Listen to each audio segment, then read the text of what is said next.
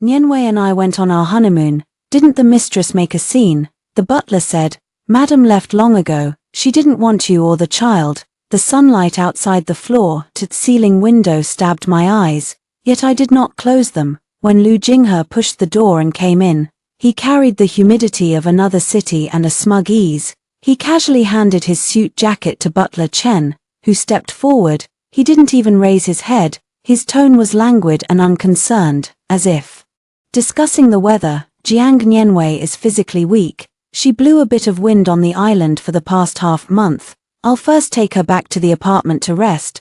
By the way, where is Chen Shi? Didn't she make a scene? There was certainty in his voice, certain that I would still, like in the past 5 years, guard the slowly cooling dining table and wait for him to bestow an explanation.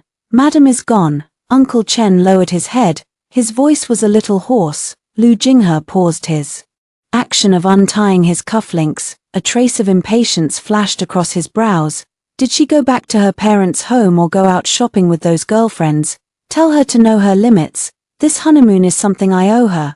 I'll make it up to her with a set of jewelry later. Mr. Lu, Chen Bo looked up, a kind of pity in his eyes he had never shown before. Madam means she will not come back. On the day you checked in to board get ready to depart, she had already taken Zhao Zhao with her and emigrated to England. She said, since you and the child didn't want her, it's best to settle everything once and for all. Lu Jinghe's body stiffened in place.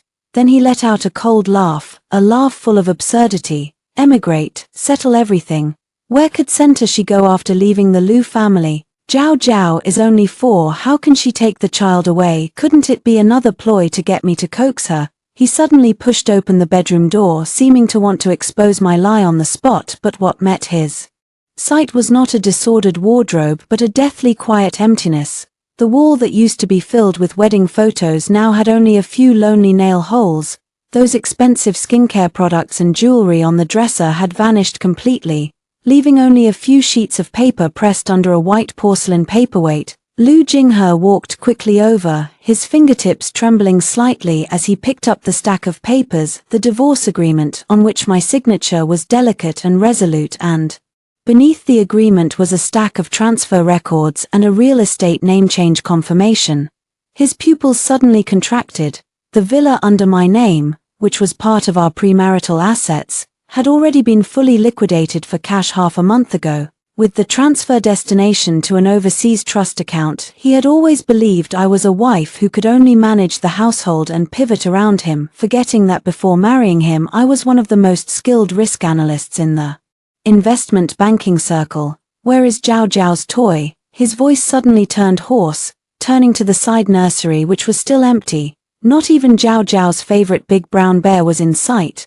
The daughter he usually found noisy and intrusive for occupying personal space at this moment had been completely removed from his life. Lu held the agreement tightly, knuckles blanching from the grip. He pulled out his phone and frantically dialed a number that he knew by heart. Sorry, the number you have dialed is not in service. A mechanical female voice echoed through the empty room, each word like a sharp slap. He slumped onto the carpet where Zhao Zhao had once played, his palm icy cold. He suddenly realized that this so-called honeymoon had been the last curtain call I left for him, and he really thought I would be waiting for him forever right where I was. Lu Jinghe sat in the empty nursery for a long time until Chen Bo knocked on the half-open door. Mr. Lu, this is what Madam asked me to hand over to you before she left. Chen Bo handed him a brown paper bag. Lu Jinghe stood up abruptly, his movement hurried, knocking the wooden block frame beside him askew with a harsh, dull crash. The fingers tearing open the paper bag had gone a little out of control. He had originally thought inside would be a blackmail letter or a long, resentful confession, but what spilled out was a heavy key and a bank card with a note. This is the 300,000 you lent to your wife's parents for medical treatment after the marriage. Your wife says the interest is calculated at the bank's highest rate for the same period. Total 364,000 yuan, all in this card. The password is your birthday. Uncle Chen whispered this explanation. Lu Jinghe held the card, feeling as if burned by fire. That money was what he gave 3 years ago when his father was gravely ill and needed surgery. He sat in the study, flipping through reports and coldly said, This money should be considered a loan to the Chen family. I don't want my marriage to be dragged down by too many ties. He probably forgot the way I signed the debt note that night, overwhelmed by humiliation, and now the money has come back to him with interest, clearly, squarely, owing nothing to each other. Where did she get the money? Lu Jinghe's voice squeezed through his teeth. My wife has been doing translation work and industry consulting for the past half-year. I heard it was a side job recommended by Mr. Ingshu.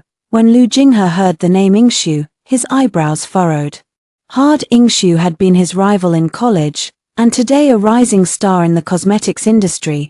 He had always thought my dealings with Ingshu were just ordinary socializing, but didn't realize that was the escape route I laid out for leaving him. He didn't have time to think, turning around to go downstairs. Driving to the old place where my parents lived, he stubbornly believed I wouldn't really leave with the child so soon. There had to be somewhere waiting for him to bow his head along the way. Jiang Nianwei's phone rang several times. He impatiently answered. On the other end came her delicate coughing. Jinhe, my chest feels tight. You promised to dine with me tonight. Nianwei, since she took the child and left, I'm not in the mood right now. You can eat by yourself. For the first time, Lu Jinghe spoke to Jiang Nianwei in such a blunt tone and hung up before she could respond. But when he rushed to my parents' doorstep, what greeted him was a completely unfamiliar face. The young man who was moving in opened the door, looking at Lu Jinghe with a puzzled expression. Who are you looking for? The old couple who live here left for overseas retirement with their daughter half a month ago. The house has been sold to us. Sold? Lu Jinghe's voice changed completely. When did they sign the contract? Probably about a month ago. The procedures were done very fast. The daughter is quite sharp. She compromised on the price a bit. The only condition was to settle the payment within half a month. The young man swayed the box with the lock's password in his hand. They just handed over the house yesterday. Lu Jinghe stared stubbornly at the security door. A month ago, he had been grandly preparing to take Jiang Nianwei to the island for a honeymoon. When he promised Jiang Nianwei that he would make up for the regrets, I was in this old house, coldly disposing of my last attachment in this city. He thought he was concealed but didn't know that I had already erased all his illusions on the operating table. On the late night after the miscarriage, I lay alone in the cold hospital ward, listening to him comfort Jiang Nianwei in the corridor, whispering to calm her nightmares, or so I thought. From that moment, I began calculating the cost of leaving. Lu Jinghe stumbled back into the car, called the assistant again. Check, look up Sunchi's entire border crossing records, and Zhao Zhao's too. Mr. Lu, the assistant's voice carried a hint of fear. We just got a reply from the Civil Affairs Bureau. Madam Ising for an amicable divorce. You had previously signed a power of attorney for the lawyer to handle trivial matters. The lawyer says the procedures have already taken effect. His hand fell, and the phone dropped onto the floorboard. So not only had he lost his wife, he had also signed, with his own hand, the pass that allowed me to leave. Lu Jinghe didn't believe I could do this, so he rushed back to the company overnight, pulling up every account and legal document I had handled in the past 6 months. He always thought I was a bindweed clinging to him for survival. Even if I knew a bit about finance, it was merely to manage his allowance. But when the legal department handed him a thick asset isolation report, the color drained from his face. Mr. Lu, the lady suggested you transfer several idol shops into her personal studio's name under the pretense of optimizing the family's asset allocation 6 months ago. The paralegal trembled as she opened the last page. At that time you were accompanying Miss Jiang trying on wedding dresses and directly authorized it on the electronic agreement. Lu Jinghe remembered that day his mind was full of Jiang Nianwei in a white dress, tears welling in her eyes, asking him, "Am I beautiful?" The few agreements I sent, he pressed his fingerprint on them without even looking. What about these shops? His voice hoarse. They've all been liquidated. The paralegal lowered her head, avoiding his gaze. The buyer is Mr. Ying Shu's asset management company because it was your authorized transfer. The procedures are legal and compliant, and even the taxes were avoided at the peak. Lu Jinghe slammed his hand on the desk, coffee cups rattling. He thought he was indulging a wronged wife asking for a bit of financial compensation, but he didn't realize I was methodically cutting off every inch of interest tied to him.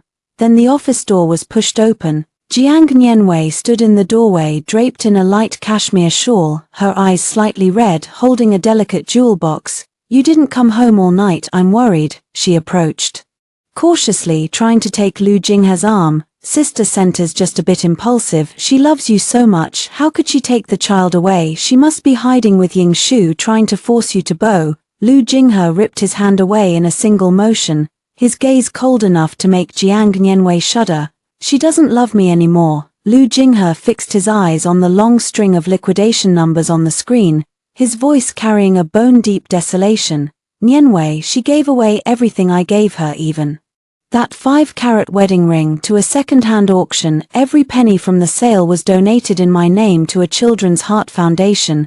Jiang Nianwei froze in place, a forced smile tugging at the corners of her mouth. "Isn't that good? It means she's woken up, wants to cut ties with you completely." "Shut up." Lu Jinghe let out a low growl. Not only has she ended the relationship, she's cleansing. She thinks every penny of the Lu family's money disgusts her, so she won't take a single cent with her. He strode out of the office, drove to that second-hand auction house.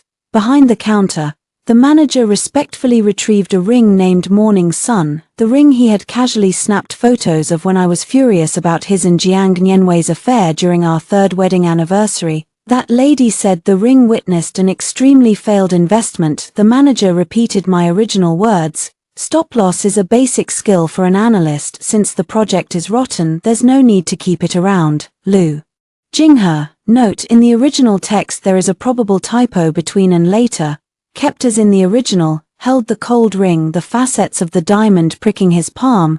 He had thought he was the master of this game, juggling between 2 women, offering a little mercy to his wife, spending a fevered passion on true love, but now he realizes he is the one who has been cut out as the rotten debt.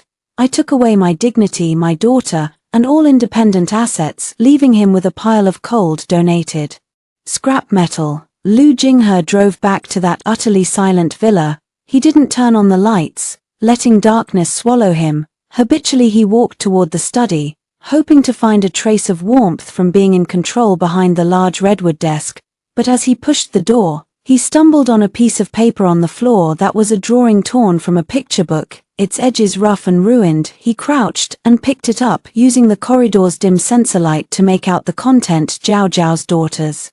Tender crayon lines were messy. On the left of the painting, a tall woman was leading a small girl in the middle, while the right side showed a blurred man's figure, smeared beyond recognition by black strokes, and a hollow cutout in the chest. On the back of the drawing, Zhao Zhao had crookedly written a line in pinyin.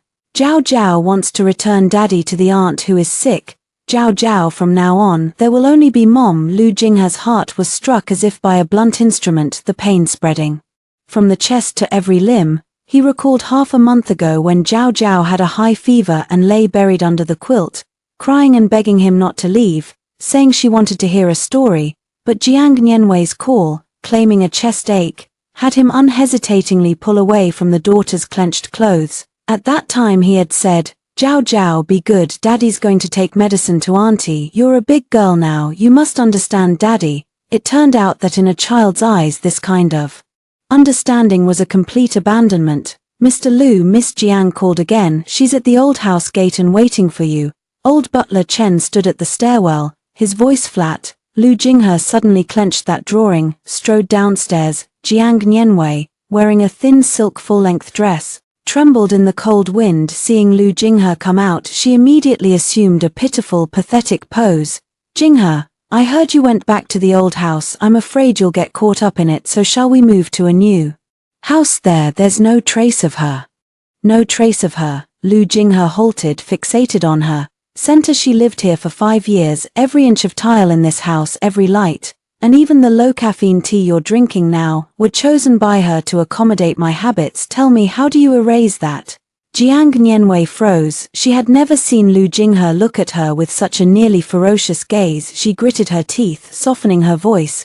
"But she's gone now, even her every move is gone. Not considering your feelings, Jinghe, you still have me. I can give you more children." "Enough." Lu Jinghe interrupted her and flung the damaged painting in front of her.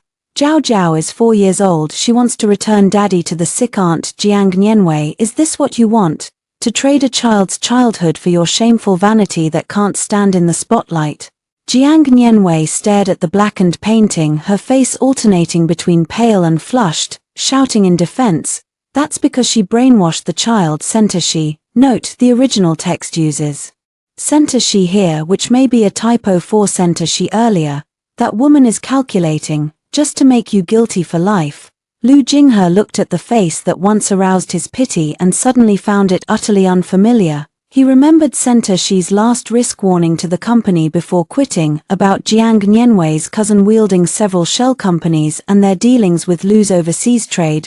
Back then he only felt Center Shi was jealous, targeting him, but now when he's forced to pull away from the emotional fog, those cold numbers began to connect in his mind. Chen Bo, send Miss Jiang back. Lu Jinghe coldly turned away. From now on, without my permission, she is not to enter the Lu family's old house. He sat in the living room all night, until the first light of dawn brushed the torn painting. When he mechanically picked up his phone and opened the parental group chat he had never paid attention to, the last post there was from half a month ago. The teacher had sent a photo of Zhao Zhao receiving an award at kindergarten with the caption, "Zhao Zhao says she will dedicate the trophy to the world's hardest working mother."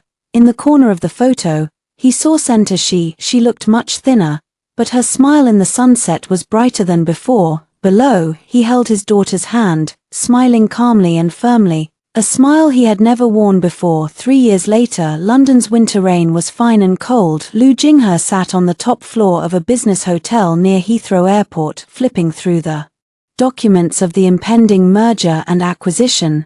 This time was a crucial step for the Lu family's entry into the European market, with the core being whether the asset evaluation of a venerable energy company could be completed. The third-party audit firm hired by the other party was the industry's Iron Woman team, known for their tough stance. "Mr. Lu Shushi has already brought the evaluation team in," the secretary whispered urgently. Hearing that the chief appraiser had a notoriously temperamental personality and never accepted private invitations, Lu Jinghe involuntarily furrowed his brows. 3 years of fast-paced life had left him with more persisting fatigue in his eyes, and Jiang Nianwei had gradually faded from his life. It wasn't that he suddenly softened, but that when he discovered Jiang's family's several hollow shell companies indeed nibbling at Lu's interests, he cleaned house with the coldest methods. Now Jiang Nianwei is merely an old dream he has placed in a suburban apartment. Tasteless to consume, yet like a self-punishing shackle. The next morning, the meeting room door opened on time. Shushi walked at the front, radiant. He sidestepped to give way for a woman in a dark grey cashmere suit to enter, long hair neatly tied at the back, gold-rimmed glasses covering eyes that once brimmed with warmth and smiles, now replaced by a razor edge. Lu Jinghe's pen fell with a sharp crack on the desk, his voice hoarse. "Center Shi." I looked up, my gaze calmly sweeping over him without the shock of reunion or the restrained grievance. As if I were looking at a partner I was meeting for the first time, I elegantly and distantly pulled out a chair to sit, opened the documents and spoke in a steady tone. "Mr. Lu, using a professional title is more appropriate. I am the chief auditor for this merger and acquisition." "Center Shi, have you been here all 3 years? Lu Jinghe stood up, leaning forward slightly with excitement. Next to him, Ying Shu quietly laughed and naturally placed a hand on the back of my chair, that possessive yet not abrupt gesture. "If Mr. Lu wants to reminisce, you can wait until the evaluation is over. Center Shi's time is billed by the minute, very precious." Lu Jinghe stared at Ying Shu's hand on the chair back, his eyes quickly filling with storm, only to find that I wasn't even looking at him. The last year's financial statements provided by Lu Corp show that the overseas logistics and storage losses aren't fully explained. I cut straight to the point, tapping the flat screen with a fingertip. The flows of several sums over 50 million seem to point to private accounts that lack qualifications. If Mr. Lu cannot clarify these bad debts, our evaluation report will have to downgrade Lu Corp. That was funds he once indulged Jiang Nianwei in misappropriating. Lu Jinghe looked at me, his eyes slightly reddening. He had thought I would mention the old departure, accuse him of heartlessness and public disgrace, but my words were all logical. "I will cooperate to explain the return on Funds. He fixed his gaze on me as if to confirm whether the person in front of him was real or an illusion. Sentashi, after the meeting, can you give me 10 minutes, I want to see. I closed the documents, raised my eyes to him, and with a polite yet cruel curve at the corners of my mouth, said, Mr. Lu, Zhao Zhao changed his surname half a year ago and now goes by Yin Zhao Zhao. This afternoon he has piano class. Ying Shu will pick him up. As for the request to meet, there's no need to increase the child's psychological cognitive burden. Lu Jinghe's face instantly turned pale, and he glanced sharply at Ying Shu. Ying Shu shrugged, wearing the calm confidence of a winner. Sorry Mr. Lu, Zhao Zhao is shy. He has always believed that the person who grows up with him is his father. The air in the meeting room seemed to freeze. Lu Jinghe stared fixedly at the hand resting on the back of the chair where Yin Shushu sat, his chest heaving violently, an unthinkable loss of composure for him in the business world. Yin Zhao Zhao, he clenched his teeth, every syllable forced from deep in his throat. Consenta she dare to let my daughter bear another surname? She is the blood of the Lu family. This is illegal custody deprivation. I slowly slid the fountain pen back into the pen holder with a soft clink. I looked up at him, my expression calm to the point of pity. Mr. Lu, about custody, it seems you've forgotten. 3 years ago, to quell Jiang Niwei's self-harm tendencies caused by depression, you personally signed a supplementary agreement abandoning custody of any child born from the marriage, proving that your love for her surpasses everything. The agreement was notarized and is still in my safe today. Lu Jinghe froze. That was the absurd past he most wanted to erase. At that time, overwhelmed by Jiang Niwei's suicide drama, he treated it as a charade, never imagining it would become the final blade with which I would sever him completely. At that moment, the door of the conference room was pushed open again and Jiang Jianwei barged in despite the secretary's objections. I had hurried over. After hearing from someone that he had received my message, that once pure face under heavy makeup looked a little distorted. Sentashi, is it really you? Jiang Niwei rushed to the table, sweeping her gaze over my tailored suit and composed demeanor. Jealousy flashed in her eyes almost uncontainably. She quickly switched to a victim's pose, linking arms with Lu Jinghe. Jinghe, I knew he was plotting. After disappearing for 3 years, he comes back and collaborates with Yingshu against Lu Corp. He just wants to ruin you. I did not react with the anger or restraint I had shown 3 years ago. I simply turned to Yingshu and spoke in a flat tone. President Ying, is this Lu Corp's professional standard? Can an Manda review meeting allow unrelated personnel to come and go at will? Yingshu immediately pressed the intercom. Security, please escort this intruding lady out of the conference room. You dare? Jiang Niwei screamed, turning to Lu Jinghe. Jinghe, speak up, don't you know how much I've suffered? These 3 years for you. He took Zhao Zhao away. I'll never have my own child again in this life. You promised to take care of me for life. Lu Jinghe, as if awakened by that sharp sound, tore Jiang Niwei's hand away with such force she staggered. Get out. His voice was cold to the point of lacking warmth. Jiang Niwei was stunned. You, what did you say? I said get out. Lu Jinghe pointed to the door, his eyes filled with disdain. Jiang Niwei, if you still have any self-awareness, don't remind me at this moment. What priceless treasure did I lose back then because of someone like you? As Jiang Niwei was led away by security, I didn't even turn my head. I reopened the documents, pointed to one tax loophole, and spoke businesslike. Mr. Lu, please continue. Regarding the issue of Jiang's related company illegally occupying Lu's funds, if you cannot provide a reasonable recovery plan, I will directly file this evaluation report with the Securities Regulatory Commission. Lu Jinghe looked at me, his eyes rimmed red. He finally realized that the Sentashi before him was no longer the wife who lit a lamp for him when he returned late, but a judge who could push his painstakingly built career into the abyss. This kind of downshifting blow was more suffocating than any argument and left him listless. After the appraisal meeting, the rain in London intensified. Lu Jinghe disregarded the secretary's objections and blocked my path at the building's entrance, his suit lapel half wet, looking no longer the high and mighty business elite. He pulled out from his inside pocket an old red velvet jewelry box, his voice trembling in the cold wind. Sentashi, I found out the fire 3 years ago wasn't Niwei saving me. I saw it in the backup footage from the old warehouse in the South City. It was you pulling me out. Is the scar on your back from then? I was about to pull open the car door when I paused and turned to look at him. It was a case of a buried past. Lucia's rival went all in and set a warehouse on fire. When I arrived, Lu Jinghe was already teetering on the edge of unconsciousness. In the thick smoke, I dragged the weight of a grown man, my back smashing into a fractured burning wooden beam. But when I woke up, Lu Jinghe was guarding Jiang Nianwei's hospital bed because Jiang Nianwei said she had caused a heart attack to save him. So what? I said flatly, without the grievance and accusations he expected. Lu Jinghe, that day I went into the fire to save you because you were still Zhao Zhao's father, my legal husband. That was my duty as a family member, not a chip you could trade and reuse. Why don't you explain? If you had said anything then, I absolutely wouldn't. Wouldn't what? I cut him off, a trace of mockery at the corner of my mouth.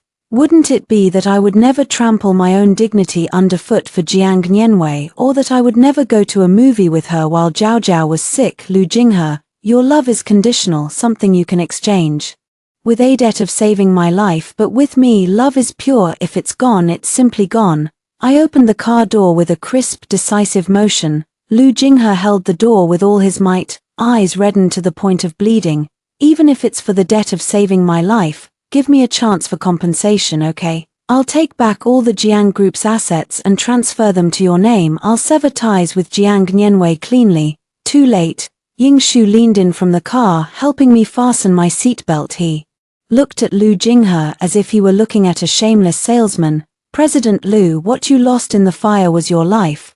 But in that marriage you also lost Shishi's heart. A life can be compensated, but a broken heart can only be replaced, and I'm honored to be the one who helps establish this new order.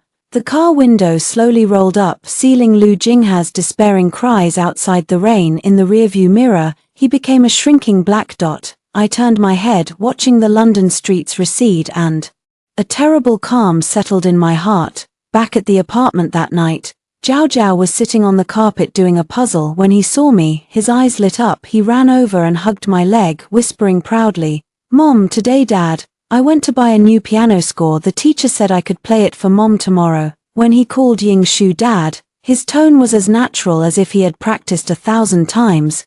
That complete trust and dependence is something Lu Jinghe could never buy back with money or equity. I crouched down and gently kissed his forehead. Zhao Zhao, if that dad from the dark painting comes back to look for you, would you forgive him? Zhao Zhao tilted his head and thought for a long moment, then shook his head seriously. Mom, that person gave Dad back to the sick aunt, and I've already given him back to the past. Mom, aren't we good now? Lu Jinghe has changed, becoming like a tireless gambler trying to reclaim chips in a game that has long since collapsed. In the following week, no matter at my company's building entrance or at the piano practice studio where Zhao Zhao practices, there was always a black car with a consecutive license plate in sight. He no longer commanded with arrogant authority as before, but rather awkwardly carried expensive limited edition dolls, or some of my long-abandoned favorite sweet treats standing in the wind for hours. Can this shop souffle what you used to love the most? He stopped me after work, hands cold and stiff, eyes pleading. I glanced at the delicate box of desserts and did not even reach for it. Mr. Lu, my taste has changed now. Overly sweet things make me feel nauseated. Just like this entangled relationship, he will stay there, the jewelry box-like packaging in his hands seeming particularly ironic. I heard you're going to attend an industry banquet next week and Ying Shu will be there too. Lu Jinghe stepped forward anxiously, his tone humble to the point of dust.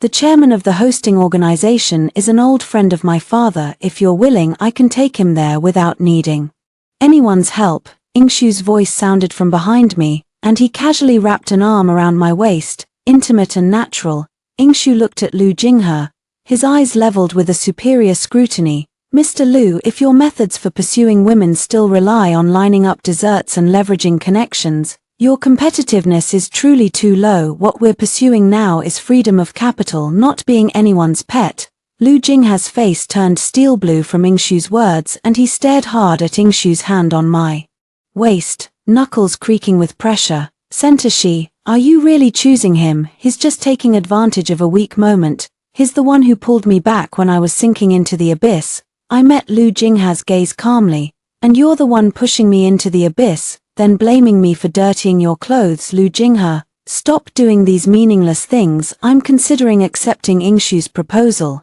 And Zhao Zhao also needs a legally recognized new father. The words new father struck like a hammer, completely shattering Lu Jingha's final rationality. He lunged forward to grab my shoulder, only to be restrained firmly by a bodyguard brought by Yingshu. He struggled, his voice hoarse as he roared, "Center Shi, you can't take him like this. I'm Zhao Zhao's biological father. You're getting back at me." I let out a soft laugh, a calm that seems to see through everything. "Lu Jingha, you overestimate yourself. Revenge requires emotion, and right now even hate feels exhausting to me. I'm simply living the life I deserve, and in that life you never had a place from the start." I turned around and walked toward the parking lot with Yingshu. Lu Jingha collapsed to his knees on the cold concrete, the dessert in his hand smashing to the ground, cream splashing all over him. He watched our retreating figure and finally realized this belated, cheap affection is even less valuable than the weeds by the roadside. He once thought that if he looked back, I would surely be waiting for him under the street lamp, but he forgot that the street lamp would go out and the person waiting would learn to go home alone in the long night. Lu Jingha's breakdown came more than expected.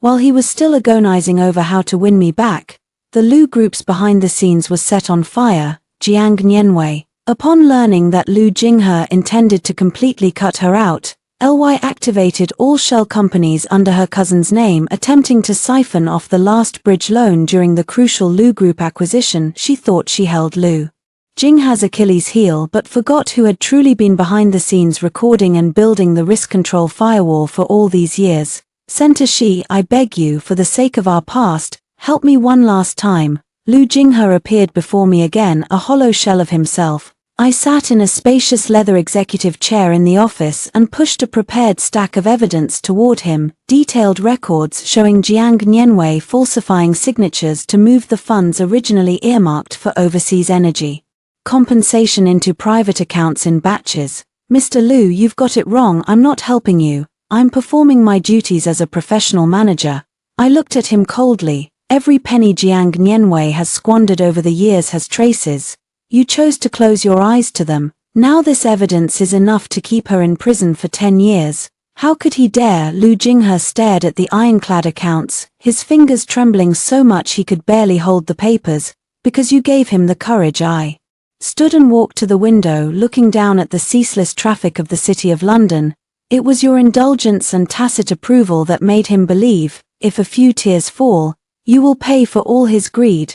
Now the moment of payment has arrived." As soon as the words fell, the office door was pushed open, and 2 law enforcement officers in uniform walked in. The day Jiang Nianwei was taken away happened to be the afternoon the Lu Group's acquisition failed. At the gate of the police station, he saw Lu Jingha, who tore at and screamed like mad, accusing Lu Jingha of ruining him. Lu Jingha stood like a statue, letting him leave mark after mark on his body. Looking at Jiang Nianwei's contorted face, he suddenly realized the white moonlight he had loved for years, stripped of its gentle shell, was actually so utterly disgusting inside. "Jinha, save me, I've fathered your child," Jiang Nianwei cried hoarsely. Lu Jingha closed his eyes, his voice cold as ice. "Why, that child isn't here, you know it well yourself. Jiang Nianwei, I gave you a chance. You yourself ruined the Lu family, and ruined my only way out." The Lu Group, due to reputational crisis and a cash shortfall, was forced into a restructuring phase, and the investment fund under Yingshu took over the restructuring. Lu Jingha lost his position as president and also lost the power he once took pride in. After signing the last liquidation agreement, as he walked out of the building that used to belong to him, he happened to see Yingshu leading Ian Zhao into a car. Zhao wore a beautiful little red dress, cradling a new large brown bear, her laughter bright. When Yingshu passed by Lu Jingha, his eyes were inscrutable, as if he were merely passing a meaningless stranger. "Sunshi," he whispered softly in the wind. I stopped in my tracks, turned around, and gave him one last professional smile. "Mr. Lu, the liquidation is over, please take care in the future." The car door closed. Lu Jingha stood on the steps watching our family of 3 disappear from view, finally understanding what he thought was a temporary loss was actually a permanent farewell. This gamble of fame and emotion, he lost everything, his fortune, and even the right to be an onlooker was gone. The Lu Group was finally fully acquired by Ingshu through comprehensive funding. Lu Jinghe, as the former power holder, after handling all legal compensations, had little left in terms of property and shares under his name. He moved out of the old house filled with irony and rented a small apartment in the city center, and after I accompanied Ingshu through the final handover, I booked a one-way ticket back to London. The night before leaving, Lu Jinghe stopped me at the airport terminal exit. He wore an extremely cheap black hoodie, his previously meticulous hairstyle now somewhat disheveled, even a hint of white at the temples. "Sunshi, I'm not here to ask you to stay." His voice was hoarse, hands furtively in his pockets. "I just want to give this to Zhao Zhao." He handed me a small wooden box. When I opened it, inside was a pair of small gold bells that Zhao Zhao had lost when she was 3, an heirloom passed down in the Lu family. I remember Zhao Zhao cried so sadly at the time, while Lu Jinghe was busy picking a diamond ring for Jiang Nianwei, casually saying, "If you lose it, don't cry over such a small thing, isn't it annoying?" It turned out he had kept this pair of bells all along, not selling them even during the Lu family's darkest times. "Thank you, I'll pass it on to him." I tucked the box away, my tone polite but stiff. "Sunshi, if only years ago, if I hadn't taken her to that island, if I hadn't stood by you in the hospital when you miscarried, would we have walked to this point?" He stared into my eyes, trying to find even a trace of longing. I looked at him and not a ripple of emotion rose in me. I spoke calmly. "Lu Jinghe, the most useless thing in this world is if you took her to the island because you thought I wouldn't leave. You weren't in the hospital because you thought I didn't matter. Every choice you made is a reflection of your heart at the time, nothing to regret." "But I regret it," he smiled self-deprecatingly, the corners of his eyes reddening quickly. "Every night when I close my eyes, the scene of you leading Zhao Zhao away into the nursery appears. For the past 3 years, not a single night have I not dreamt this. That kind of silence in which the whole house is empty except for me is really terrifying. That's what you deserve." I hauled my suitcase and didn't glance at him again. Ingshu was waiting for me a short distance away. He took the rolling bag from my hand, naturally wrapped his arm around my shoulders and leaned close to my ear to whisper, "Is the luggage heavy? Zhao Zhao has been talking about wanting airplane meals inside." I gave him a gentle smile in reply. "Let's go, don't keep the kid waiting." I walked into the security checkpoint, and the moment I turned around, through the glass curtain wall's reflection, I saw Lu Jinghe still standing there like a tombstone weathered by time. He didn't move at all, until the announcement over the loudspeaker urged boarding, and then he seemed to. I collapsed as if drained, crouching slowly in public, covering my face, my shoulders trembling violently. After the plane took off, the clouds outside the window rolled on, shining brilliantly in the sunlight. Nianwei sat beside me, fidgeting with the wooden box that held the golden bell, curiously asking, "Mom, was this given by that uncle? Why did he cry?" I stroked her soft hair and answered lightly, "Probably because he finally understands what he lost, but there's no opportunity to get it back." The plane pierced the sky and headed toward another life 10,000 kilometers away. There is Ingshu's warmth, Nianwei's laughter,